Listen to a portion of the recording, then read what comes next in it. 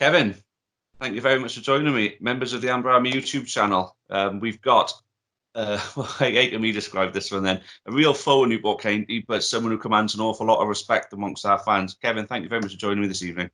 You're welcome, Chris. Pleasure to be on with you, mate. Good man, you're a good man. So, obviously, if the accent haven't already given it away, you're born in Liverpool, of course. Yeah. So the obvious question I got for anyone from Liverpool is, are you red or blue? I'm a Liverpool fan growing up. Really? Till I was about 15 and they released me, and it broke my heart, so I'm just a neutral now, if you get me. I just love football.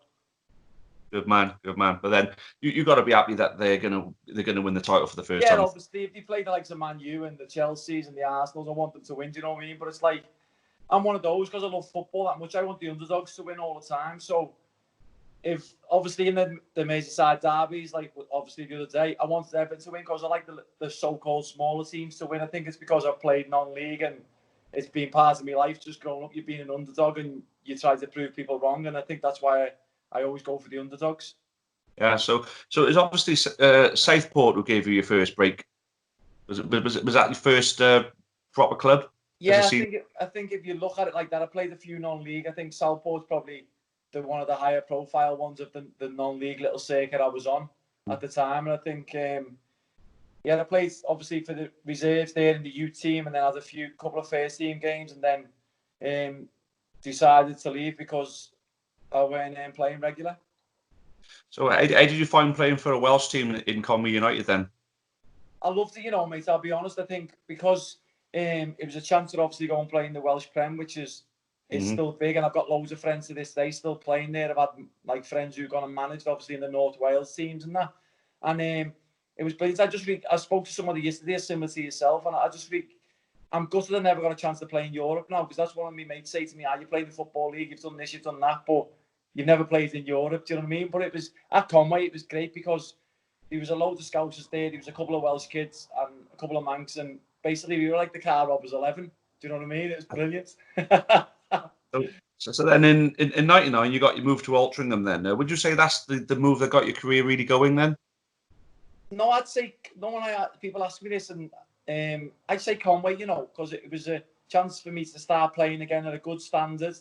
Obviously the standard in the Welsh Prem's a lot better than now, but it was a chance for me to showcase and let me kickstart my career, if you get me, because I was playing regular there and I did enjoy it and I felt part of it.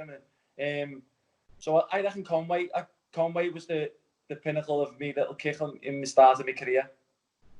Good. So then obviously Altrincham was a bit of a stepping stone then to get you moved to Leicester. Yeah, as you say, I went from Conway to Altrincham, and again, I enjoyed Altrincham, and unfortunately we got relegated that season out of the conference. I scored a few goals, as the Newport fans know. But I scored a few goals, and we got relegated. But on a personal note, I done well, and there was a bit of interest from me. So it was, as you say, we got relegated, but through whatever the club was asking money-wise, this and that, there was still clubs monitoring me when we got relegated. So Leicester popped up with the chance to go and train with them for a week and see how I did in their environment. So is it true that the only actual appearance you made for Leicester was coming on as a sub at Old Trafford? Yes, but no one can take that away from me. I argue and have banter with people because people say, "Oh, you only played once." I was like, "Yeah, but it was Old Trafford. It was 67,000." I said, "Where did you make your?" And when I look, I didn't really till the last couple of years. People said to me, "You actually made your Football League debut in the Premier League," and it's like, I don't see it as that. Do you know what I mean? I just see it as like, "Oh, I was there," but when you put it that way, I say to the lads, "Oh, look where you made yours. You were Carlisle away and stuff like that." You know what I mean? Made yours at Old Trafford, bloody hell, and that Alex Ferguson team as well. You played against. Yeah, it was like, that's what I'm saying. It was the Man United of old, as we know. Do you know, like growing up being obviously a Liverpool fan, Man United won everything. They were champions of Europe, the champions of England, and as you say, there it was. I was playing against obviously the Scholes, the Yapstams, the Dwight Yorks, team, like against a great team like that. Well, 99, that was the treble team, wasn't it? Yes, but maybe 2001 my debut, but all the players were still there. Do you know what I mean? So it was like, it was just in order then, just being on the football pitch and being in them surroundings. It was only like 10 or 12 weeks before that I was going to the likes of Bishop Auckland and Spennymoor in the Unibond North League up here. Do you know what I mean? Yeah, unbelievable that.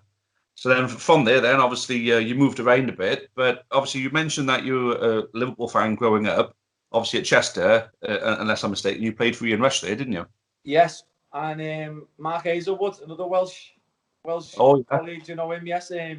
Obviously, growing up being a Liverpool fan, and Rushy walks through the door to be your gaffer. It was so surreal. It was unbelievable. I had to pinch myself at times because it was only obviously when I was a kid that I'd go and stand on the cop at Anfield and watch Rushy bang all the goals in, and he was a hero of mine growing up. Do you know, obviously him along with John Barnes, obviously Barnes because he played on the left and I played left and I was left-footed, but goal-wise and as a hero, Rushy was the main man, and here he was coming to the dressing room to take charge and now be me gaffer. Unbelievable. So, like I say, you mentioned John Barnes there. Do you reckon you could hit a better direct free kick than him? I know you hit one past Esther once. I've hit a few, haven't I? I don't know. I'll leave that to people and to judge me on that. Do you know what I mean? But nah, I'm joking. Obviously, Barnes, he was unbelievable, wasn't he? He was a great player, and that's what I'm saying. Growing up, I was lucky enough and fortunate enough to watch these quite regular. Literally a stone's throw from my house. Do you know what I mean? So it was like, it is all surreal when you put it in a bigger picture like that. Now, obviously, my little lad supports Liverpool and that, and he's never seen Liverpool win the certain things, and neither did I, obviously, till the UEFA in 2005 as such and that. But as you say, just growing up and being around and being able to watch players like that back then as you say, to come and be me gaffer was unbelievable. Unreal. So, obviously, like I said, you moved around a lot. So, just to name a few clubs: Chester, Hull, Tranmere, Rotherham, Bradford, Lincoln. You know, you played for all of them. You seem to have a different club every season. Yeah, I've had more clubs than Tiger Woods, haven't I? So what would you say was your highest and lowest points during that point of your career? Because I know obviously things sort of steadied out a little bit more in your Rotherham and then your Morecambe days, I know. But was there any particular high or low points during that point of your career?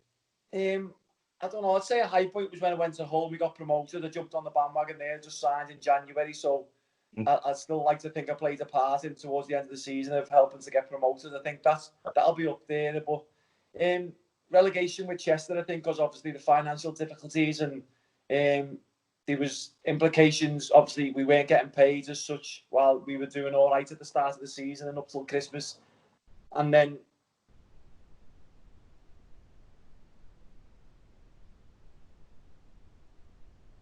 sorry. Right then, so we had a technical difficulty there. For some reason the call dropped out, but we were talking about Chester and the relegation. I think you were talking about the financial implications at the club at the time before it dropped out.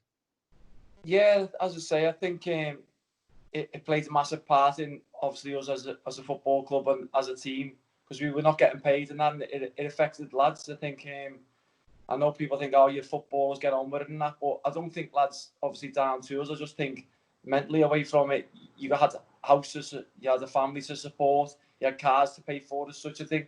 It has a massive effect. And then obviously, as you say, we got relegated, I moved on, but then it was only a couple of months later that the club went under. Do you know what I mean? So that's definitely down there with one of my lows of my career life. So you then ended up joining Morecambe in 2011. Was there something different there? Because you obviously settled there, where you'd moved around a lot. With Morecambe, you were there for 9 years, obviously. So was there something different about the place that allowed you to settle down? I think when I signed, and obviously with the gaffer being a Scouser and obviously his assistant was obviously from over the water in the posh part of Liverpool, they say. There was a nice group of lads there, not just obviously a load of Scousers, but there was a nice bunch of lads that made me feel at home and made me settle in. And I think obviously the first season, I think I scored 17 goals, I think. So I think that helps you settle, especially when you go to a new club and you're trying to find your feet a little bit. And if you hit it off the mark like I did, I'm grateful that I did obviously start so well, because probably wouldn't have lasted the 9 years, would I? Especially being 32 at the time. People judge it as being past it after your 30s. But yeah, I started the season well, and for whatever reason, it just everything seemed to click. And year after year, I was just taking years off and getting new deals. Yeah, it's quite rare that someone stays at a club for as long as you did with Morecambe, especially as you said, you were 32 at the time that you joined them. It's very rare that people join, you know, well, not join, but stay at a club for as long as that in our part of the Football League. Yeah, I think now, especially nowadays, I think obviously, as you say, there's lads move around everywhere. But then, is that why I moved around everywhere when I was younger, trying to find that little home, a place at home? If you get me, I don't know. But as you say, to last 9 years at a football club is like, it is a decent little thing, accolade to have in it, because as you say, players move on, managers move on, people upstairs decide you're too old and don't want you about as such and that, like, so. I'm quite honoured actually to be at a football club for 9 years, and not just be there. I think I played a massive part in obviously helping them to stay in the Football League, and I'd like to think I paid the faith back shown in me. Absolutely, 100%, mate. Absolutely. So to the point where we end up locking horns, then, mate. So the good times. We got promoted in the 2012-13 season through the playoffs from the conference, and we played in our first season back in the Football League. It's fair to say Morecambe become a bogey team of ours, and that was apparent from the first time we played. I believe it was you guys beat us 3-2. Obviously, when you beat us, you were at the centre of it more often than not, of course. What was it about us that allowed you to shine so well?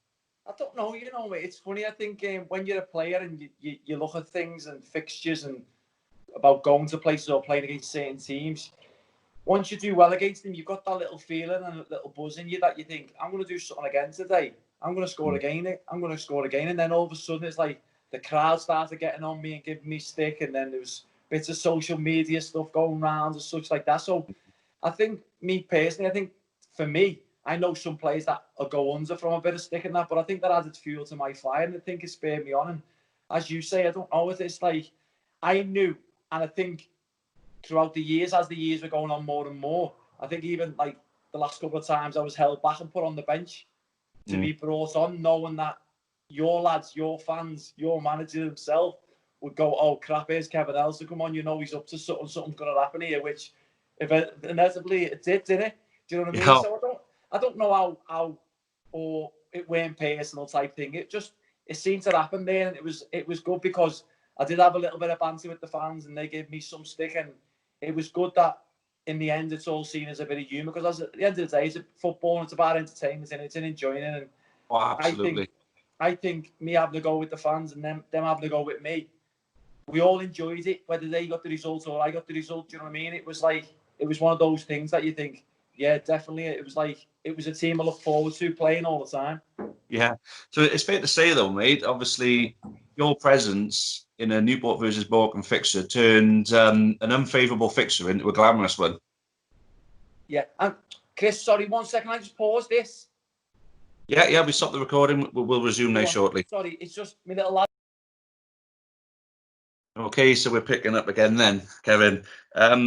So how did you enjoy your banter with our fans? Was there ever any nastiness, or was it all sort of, well, I'd imagine a few people said a few nasty things. I know what some of our fans can be like, but for the majority, was it just, sort of enjoyable banter, really? Yeah, as you say, you get little bits of horrible banter here and there, do you know what I mean? Because obviously some people get shouted at home and then decide to come and shout at the big ball scouts with the big nose at the football ground, do you know what I mean? So it's enjoyable, and as you say, I think even over me, I could probably count on my hands the amount of time that I've had some real nasty abuse and threats and such, where you think, yeah, that's a bit far regarding obviously serious illnesses as such with parents and stuff like that. But I never had none of that off your boys. Obviously, there's a little bit of other banter, but obviously I take it with a pinch of salt, and I enjoyed it because I knew it was only a matter of time before I go and slot, and then I'd shut them up. Do you know what I mean? So, and as you say, I give a little bit back. So if I give it out, I've got to be able to take it at the same time as well, mate. Yeah, of course, mate. Yeah. So, what was I going to say then? I think Harry Potter, Who's Coming for You, is my personal favourite. I started that one once or twice. You're a wizard, Harry. Yeah. So, I remember once we were singing to you. We were winning 1-0 at Ronnie Parade, and we were singing to you, Ellison, what's the score? I could just remember seeing you just sort of poke your head and look back at us like that. And then I think it wasn't long after that. Then you come off as a sub, and you end up scoring the equaliser against us. I think that was just kept that. Was that my last goal? That was against us, wasn't it? Was it? Yeah, I think that was actually. 17, yeah, it was. In a couple of my last goal against us. Yeah. Yeah, the equaliser at Ronnie Yeah, I Parade. remember that well. But I used to remember. get so much stick, especially if I was on the bench there, I get so much stick from the fans behind the dugout. Like, but I'd join in, do you know what I mean? I'd have a bit of a laugh with them, and that is a bit of fun. If I was to tell you, I was one of the ringleaders of that group of fans behind the dugout. I was, yeah. Done this with you. So obviously, I think the last time. Well, no, it wasn't the last time we played against you. Obviously, the last game of the season that season, we came to you and we needed at least a draw to secure the playoff spot. So was you secretly hoping to spoil the party for us, thinking that if anyone's going to do it, it's going to be me? No, not honestly, no, because at the end of the day, I knew leading up to it, there was loads of social media going around at this and that, but I knew I weren't playing because obviously the gaffer wants to give other lads a chance and that, so I knew I weren't going to be involved. I'd be lucky to get a run out, do you know what I mean? So it was, and not just that, I'm good mates with Flinny and I speak to them quite a lot, do you know what I mean? And I had a few lads who played there and I knew what it meant to them. And for us, really, it was a nothing game, so it was always going to go that way. And I'm glad in the end that I didn't come on and become whatever, do you know what I mean? And put another spanner in the works because, as you say, as a football club, it's one of those football clubs that I really enjoy going to, even though I got loads of stick. And it was one that I had friends there who I wanted to do well. So I'd rather have used being in it than it was a Colchester, weren't it? Exeter, we beat to it in the end. Exeter, yeah. we picked it. Exeter, sorry, yeah. So I'd rather obviously my friends go and get a Wembley appearance as such or whatever and get in the playoffs rather than obviously people who don't like me again. Yeah. It's typical, a former club of yours are the ones who beat us in the final then. Yeah, I don't know, yeah. It's a shame, weren't it? I still say about the Mike Dean effect on that one. But then, that might just be sour grapes. So, how poetic was it that it was our local lad who really spoiled the party in that game in Aaron Collins? Yeah, it was a bit mad, weren't it? Obviously, being a local lad and obviously being from there. His brother played as well. It's like his brother's involved in the first team and that. It's a bit weird, but it was one of them. You couldn't write that, do you know what I mean? Again, it's obviously it's against this boyhood club type thing, innit? And yet he goes and scores. If anyone was going to spoil the party, they'd have thought it would be you, but it was actually nearly the lad who came through our academy. Yeah, exactly, yeah. So just to sum it up then, what's your overall perception of the Newport support? And if the offer came in, would you want to play for us? I'll come down now. No, I think... I'll come and give you a lift. I think the fans have been, like, I'm not just saying it because obviously I'm speaking to you, because I've got a good relationship with them in a funny type of way. Do you know what I mean? I've been to other clubs and obviously I've some of the fans I don't really like or I wouldn't do stuff for, but here I am speaking to you because I think the fans, they're passionate out, like how they get behind the team, especially, especially at the home games. The home games it was at first a bit intimidating, but then when you start scoring regular like me and causing a few problems, it doesn't become intimidating. But I know lads go there from other teams in the Football League and don't like it because they get intimidated by certain things. You know what I mean? And it's like, I really enjoyed it going there. And as you say, it was as well with the fans because I knew we had a little love-hate relationship, but they didn't really obviously hate me. It's just I was doing so well against their team. Do you know what I mean? So as fans, I think they're definitely up there with obviously one of the better fans in the league too. I'm not just saying that, do you know what I mean? So what's next for you then, mate? I mean, are you hoping to carry on as a player, or are you maybe going to look at going to coaching or something else? I still want to play, Chris. Still think I've got a bit to offer, do you know what I mean? And now people look at me and go, oh, you're 41, you'll be 42 when the season does eventually, whenever that does. But I still think I've got a bit to offer. I feel fit in that. I still know I can affect games. Come to obviously the last game probably I played against you just before Christmas, when I come on and obviously set one of the goals up. But when you look, I still feel good in that. I want to play, and people say about going into management and that. I don't really want to be a manager. I don't think I'd like to be a coach eventually and be where you can be in between the lads, being a coach and obviously mingle with the lads and mingle with the staff. Where when I took over for a few games at Morecambe, I had to leave WhatsApp groups, I had to leave car school groups, I had to drop lads who were my teammates for years and stuff like that. It was a bit of a lonely place, do you know what I mean? Where I didn't think... I enjoyed it, don't get me wrong. We got our first home league win of the season, but overall, I think eventually I will be a coach. But for another year or two. As long as I feel like this, I want to play as long as I can, definitely. I'm glad you said that, because I think you owe it to football to carry on playing, mate. Cheers, Chris, mate. So it's a question I ask everybody on one-to-ones like this. Who would you say is the best player you played with and against during your career? The worst one, I'll give you the worst one. Michael Flynn. That works. Michael Flynn. Yeah, okay, I'll take that, mate. I'm sure he will too. I'm only messing. The best one, probably Nick Barmby. Oh, yeah. Played the regular with him, and obviously being a Liverpool fan as a kid, he played for Liverpool, he went to Everton, he's been for England, Tottenham, Leeds. He's had a great career, but not just that. It was like the way I try and base myself on him, because him, when he was at Hull, it was obviously his hometown club and that, but the way he went about his professionalism in training, he'd never down tools. Bearing in mind, he was still, like people would say, he passed it because he was mid-30s or something. He was unbelievable professional on and off the pitch, and I looked up to him, do you know what I mean? And so I'd say him overall, the complete package, is Nick Barmby the best. You get to play against any, but well, obviously you mentioned a few. You were, at Old Trafford. Yeah, I'll say me couple of mins run out against Yapstam. I say that was the toughest. I had a feeling you were going to say Tom Naylor then. Did you remember him, the ginger one who had on loan? That was the easiest. Him and Pipes was the easiest. Yeah. Pipe, he had his face though. Oh, but Kev, that's all I got for you, mate. So I really appreciate you joining me tonight. I mean, it's been great to catch up with you. I really hope you get to carry on playing for a while, and I hope to see you in the game for a long time to come, mate. Really appreciate it. Cheers, Chris. Pleasure being on, mate. And thanks, and all the best for next season for you boys, whenever it starts or whatever. Do you know what I mean? Hopefully, I might pop up somewhere against you. Who knows? You never know. Oh, don't. Well, Kev, it's been an absolute pleasure, mate. Thank you. It's a pleasure to be on, Chris. Thanks, mate. Thank you. Cheers. Ciao, mate.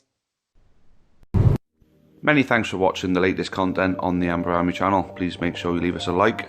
Make sure you subscribe for more content, both for the neutral football fan and also plenty of Newport County.